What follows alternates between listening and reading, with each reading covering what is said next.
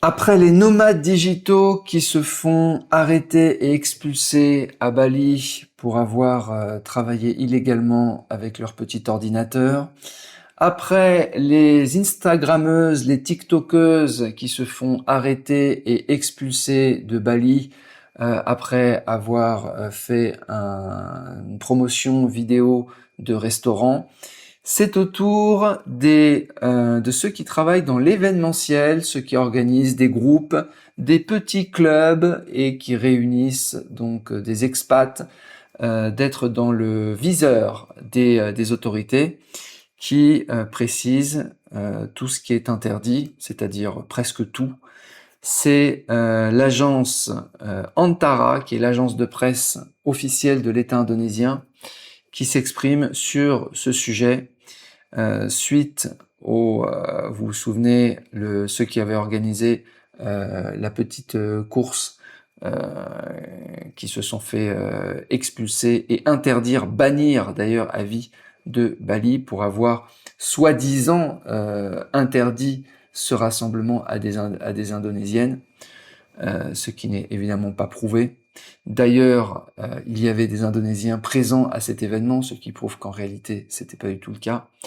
Mais ça a permis de se pencher sur tous ceux qui organisent des groupes, des clubs, des rassemblements à Bali ou en Indonésie en général. Faut savoir que ce qui est en train de se passer là à Bali, ça va se passer partout en fait. Donc c'est eux qui déterminent, qui montrent ce qui est zone blanche, zone grise ou zone noire.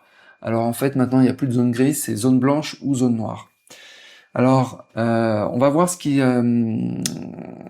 ont dit, ce que les autorités ont dit par rapport à ces groupes et ces clubs. Mais avant, il faut savoir qu'il y a beaucoup de gens qui travaillent dans le business de l'événementiel à Bali. Bon, j'appelle ça business de l'événementiel, mais l'organisation d'un groupe, l'organisation d'un meet-up pour simplement réunir des expats. Et moi, j'en faisais partie, je n'étais pas organisateur.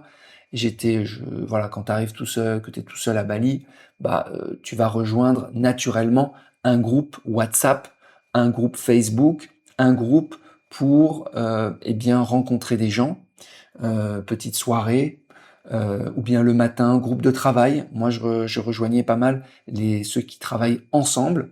Je me souviens, il y avait des groupes comme ça où on disait voilà, aujourd'hui on va dans ce coworking space. Aujourd'hui, on va dans ce café. Aujourd'hui, on va dans cet endroit pour travailler ensemble et rencontrer, discuter un petit peu. Et ben ça, c'est interdit maintenant. C'est fini. Voilà.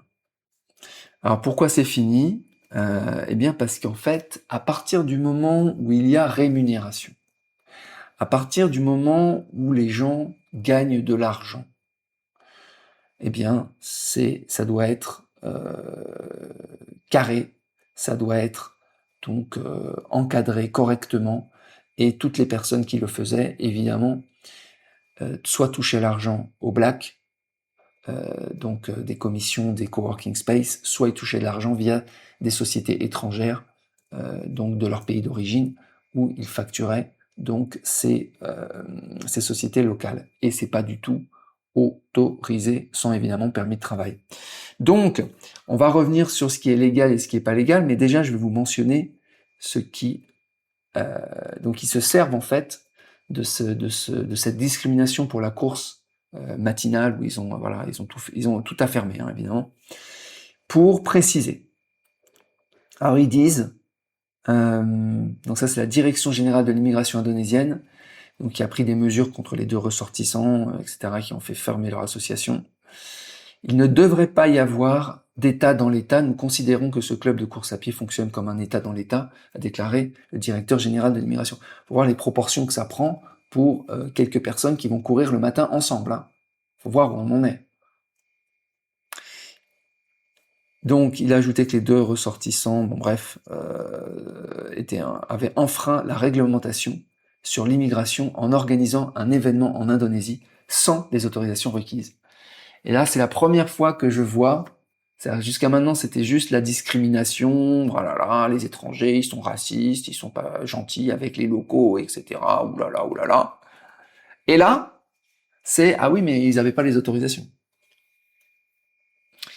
Ils n'avaient pas de permis de travail, et ils n'avaient pas d'autorisation d'organiser un petit groupe, comme ça, qui court, dans l'espace public. C'est interdit. Alors, qu'est-ce qui est interdit, qu'est-ce qui est autorisé? Alors, ce qui est interdit, c'est quasiment tout. Donc, créer un rassemblement privé, ça veut juste dire rencontrer vos amis et vous donner rendez-vous sur WhatsApp, ça c'est autorisé. S'il n'y a pas d'argent en jeu. Le réseautage ouvert, mais pareil, encore une fois, s'il n'y a pas d'histoire d'argent, vous touchez rien, ça c'est autorisé. Ce qui est illégal, c'est tout le reste. Et croyez-moi que, de toute façon, dès qu'il y a rassemblement, faut pas se leurrer. Il y a commission, il y a argent. Donc, organiser des événements publics sans permis, donc même pour une course à pied ou un événement sportif extérieur, l'occupation d'espaces publics et le rassemblement de personnes nécessitent des autorisations auprès des autorités locales. Donc, rencontrer des gens chez vous, oui. Rencontrer des gens dans l'espace public, non. La discrimination, évidemment, ça c'est interdit. Exercer une activité commerciale informelle, faire payer des cotisations.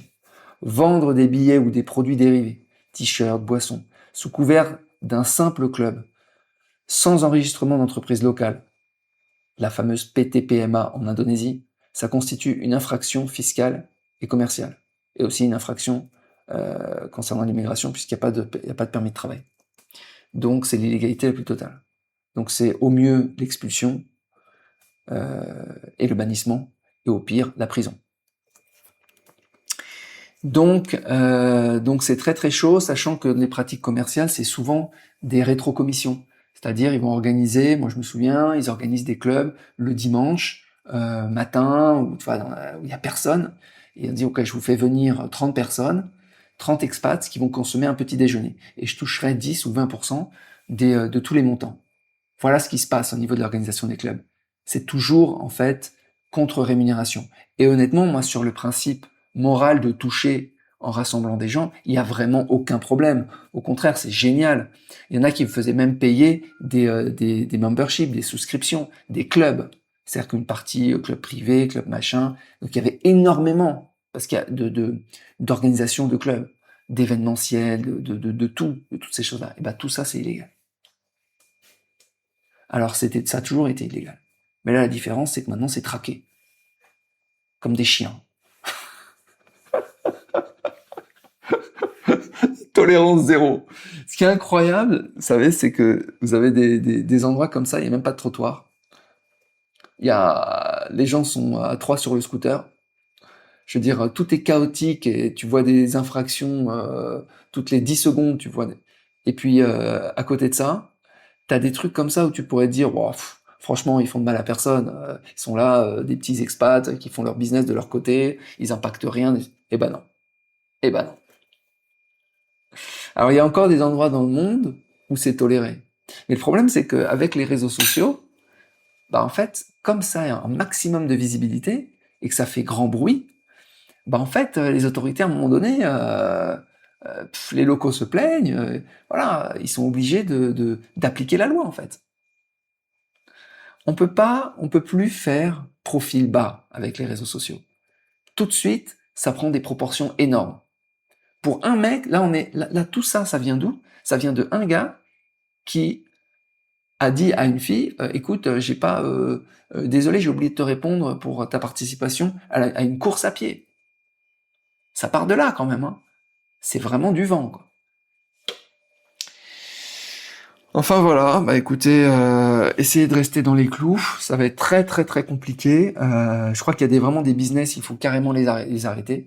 L'événementiel à Bali, ce genre de choses, organisation de groupes comme ça, organisation d'événements publics, machin. Si vous n'avez pas les autorisations, et honnêtement, vous n'allez pas monter une PTPMA pour faire ce genre de choses. C'est une usine à gaz pour rien, quoi. À moins d'avoir un très très gros business et de décider de s'installer, d'en faire votre vie, quoi. Mais si vous voulez simplement organiser des petits groupes, des meet-up, des machins, et puis toucher de l'argent, hein, parce que meet-up, pareil, hein. Meet-up, quand vous allez dessus, C'est comme Internation, hein. Meetup, vous rejoignez le groupe, à un moment donné, c'est payant, hein. Payer 5 euros à Meetup, etc. Et les gens pensent qu'ils sont pas visibles. Mais bien sûr qu'ils sont visibles. Ils sont visibles comme ceux qui comme ceux qui faisaient du Airbnb en Thaïlande ou du Airbnb à Bali. Ils sont tous chopés. Et à la fin, vous pouvez aller voir, à la fin, il y a presque plus rien sur du Airbnb. Ou bien il y a que des nouveaux. Pourquoi vous voyez que des nouveaux? Parce que les anciens se sont fait éclater. Vous voyez que des profils avec très peu de vues. Enfin voilà les amis, bah écoutez, c'est tout. Vous pouvez commenter donc en dessous de l'épisode si vous avez un avis différent. En tout cas, clairement, ça va pas dans le bon sens. Certains pensent que c'est un assainissement. Moi, je pense que là, vraiment, ça va vraiment trop loin. Et c'est vrai, et c'est dommage parce que c'était une terre de liberté. L'Asie du Sud-Est, c'est une à la base, c'est une terre de liberté où on fait un petit peu ce qu'on veut, où on se sent libre de tout. Voilà. Moi, j'ai pas scooter, mais je vois les gens avec scooter, cheveux au vent, etc. C'était un petit peu un territoire d'aventuriers comme ça. Et puis là, ça devient, j'ai envie de dire, ça s'occidentalise, mais pas dans le bon sens. Allez, je vous souhaite une bonne journée. Je vous dis à bientôt. Et je mettrai le lien pour, si vous voulez l'article, aller voir l'article complet. Ciao.